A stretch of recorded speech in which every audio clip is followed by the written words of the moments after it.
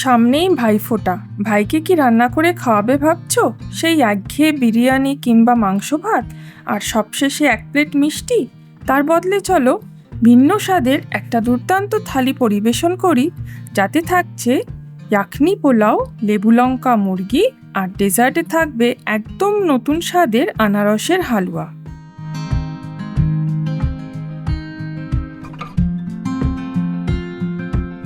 হাতের কাছে সব উপকরণগুলো গুছিয়ে নিলে পুরো রান্নাগুলোই কিন্তু মাত্র 1 ঘন্টার মধ্যেই তৈরি করা যায়। চলো রান্নাগুলো শুরু করি।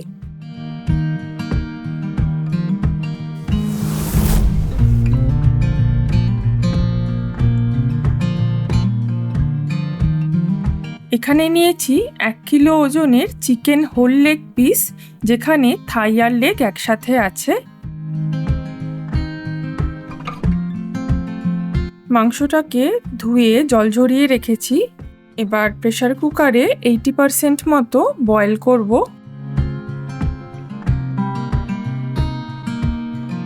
একটা মিডিয়াম সাইজের পেঁয়াজকে 4 টুকরো করে দিয়ে দিচ্ছি আদা কুচি, 3 থেকে 4 কোয়া রসুন, একটা তেজপাতা,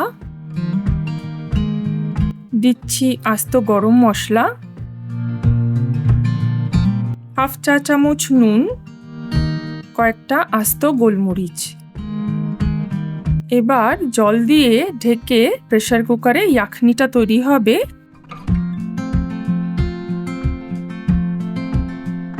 আমি প্রেসার কুকারে 2 থেকে 3টে সিটি দিয়ে নামিয়ে নিয়েছি।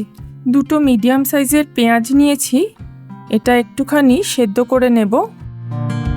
এবার মিক্সিতে দিচ্ছি ভাপা পেঁয়াজটা, দিচ্ছি আদা, রসুন বেশ অনেকটাই দিচ্ছি 4 মগজ 1 টেবিল চামচ, দিচ্ছি ধনেপাতা স্টক, মানে ধনেপাতার ডাঁটিগুলো নিয়েছি, সবুজ পাতাগুলো নয়, দিচ্ছি কাঁচা লঙ্কা, দিচ্ছি গোটা গরম মশলা। এবার পুরো মশলাটাকে বেটে নিচ্ছি। বাটা মশলাটাকে একটা পাত্রে ঢেলে নেব। এবার একটা বড় পাতিলাতে সর্ষের তেল গরম হয়ে গেছে,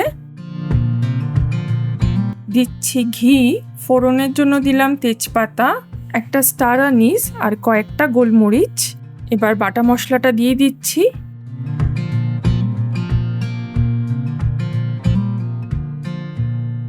খুব ভালোভাবে তেলের মধ্যে মশলাটা সাঁতলে নিচ্ছি।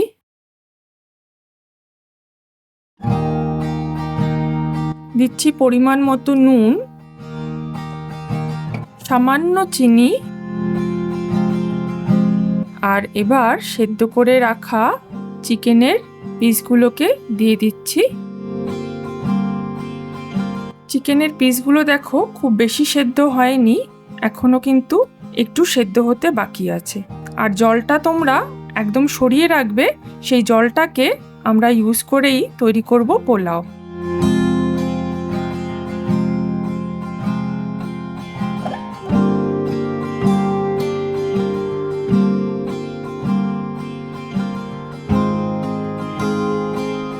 এবার মিক্সিতে লেগে থাকা বাকি মশলাটুকু ধুয়ে দিয়ে দিলাম।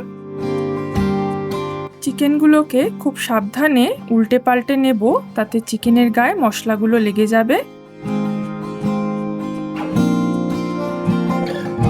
মশলাটা সাঁতলানো হয়ে গেছে, দিচ্ছি 1 বাটি পরিমাণ জল।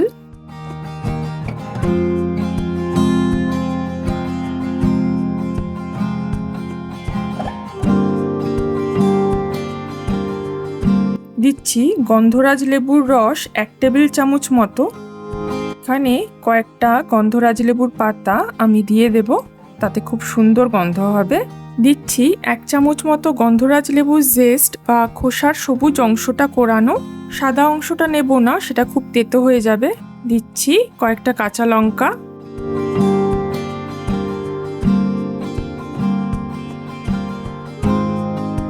এবার একদম ঢাকা চাপা দিয়ে একদম নিভু আঁচে 20 থেকে 25 মিনিটের মতো দমে রান্না করব।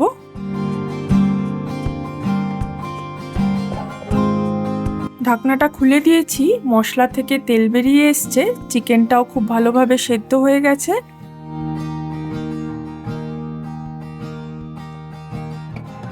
দারুণ সুন্দর গন্ধ বেরিয়েছে। আর কালারটা দেখো, খুব সুন্দর একটা কচি কলা পাতার রং।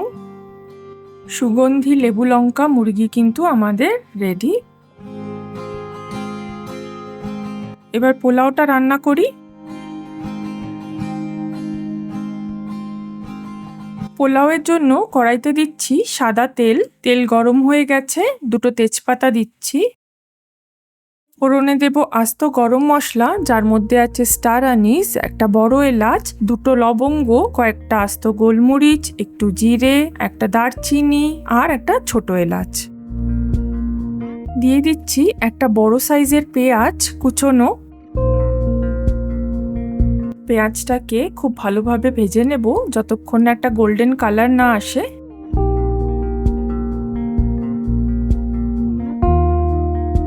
পেঁয়াজে কালার চলে এসছে, পেঁয়াজটাকে একটু সাইড করে এখানে দিয়ে দিচ্ছি কাজু।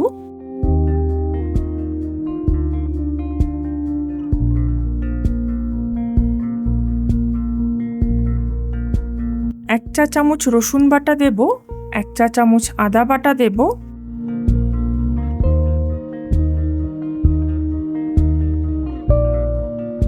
এখানে 2 কাপ মতো আতপ চাল ধুয়ে জল ঝরিয়ে রাখা আছে। আমি কিন্তু একটু ফ্যানের তলায় শুকিয়ে নিয়েছি। আঁচটা একদম অল্প করে চালটাকে ভেজে নেব 2 থেকে 3 মিনিটের মতো।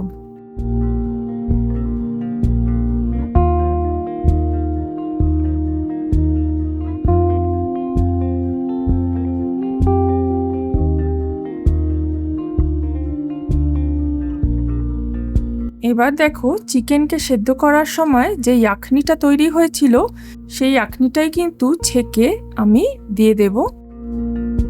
প্রথমে পুরোটা দেব না, একটু অল্প অল্প করেই দেব।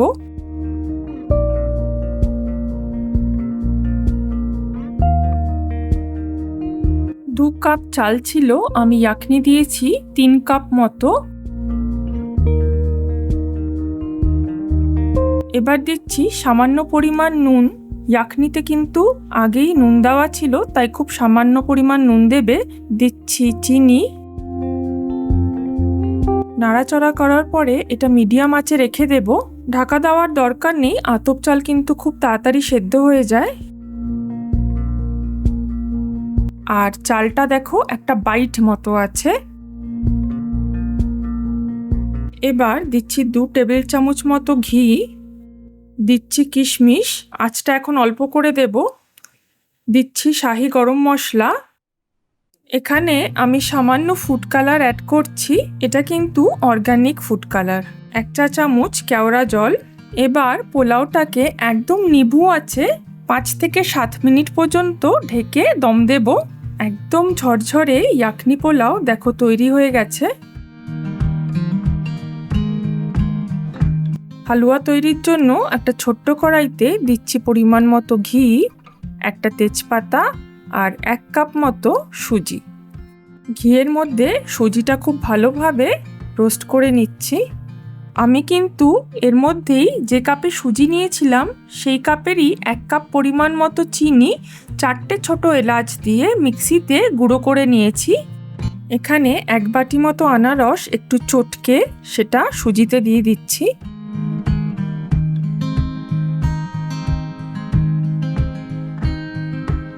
এবার 1 টেবিল চামচ নারকেল বাটা দিলাম। নারকেল বাটা দিলে কিন্তু স্বাদটা আরো ভালো হয়।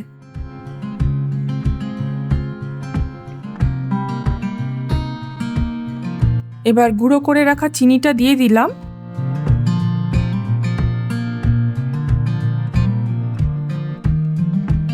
চিনিটা দেওয়ার পরে 1 কাপ পরিমাণ মতো ফুটন্ত জল আমি দেব। এতে কিন্তু হালুয়াটা একদম দানাদার হবে।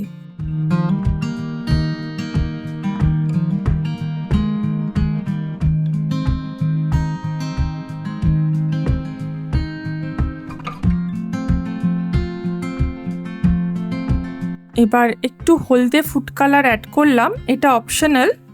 এবার কাজু কিশমিশ দিয়ে দিচ্ছি। হালুয়াটা এভাবে খুব ভালো করে নাড়াচাড়া করতে হবে। একদম যখন জল শুকিয়ে যাবে তখন আমাদের হালুয়াটা কিন্তু রেডি।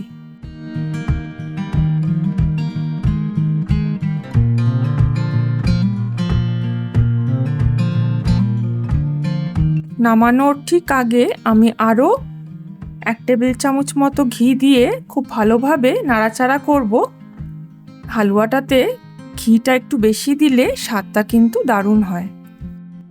হালুয়াটা কিন্তু আমাদের রেডি, একদম নতুন স্বাদের নতুন ধরনের হালুয়া।